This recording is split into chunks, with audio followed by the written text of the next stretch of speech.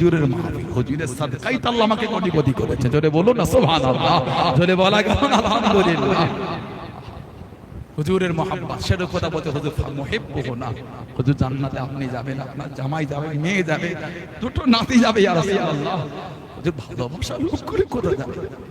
তাদের কাছে আপনার আলোচনা হয়েছে, চোখ দিয়ে পানি গড়িয়েছে, আপনাকে না দেখো যারা পাগল হয়ে যাবে ইয়া রাসূলুল্লাহ।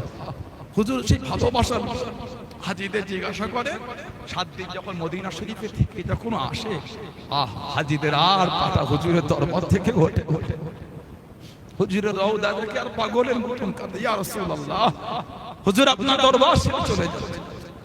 এটা আমি আপনাকে বলে বোঝাতে পারবো না। আপনি মদিনা শরীফ থেকে না ঘুরে এলে আমি আপনাকে বলে বোঝাতে পারবো না। সামান্য ফোনে একটা ভিডিও হুজুরের রওজা দেখলে মনটা কেমন হয় বলেন? হুজুরের রওজা ভিডিওটা যখন ফোনে ভিডিওটা দেখলে মনটা কেমন হচ্ছে? এটা আমার হুজুরের দরবার, আল্লাহ কবে যে একটু যায় আল্লাহ হুজুরের দরবারে। এই ফোনে দেখে যদি আপনার অন্তরে এই অবস্থা হয়, যারা হুজুরের দরবারে চলে গেছে তাদের কি হচ্ছে তাহলে?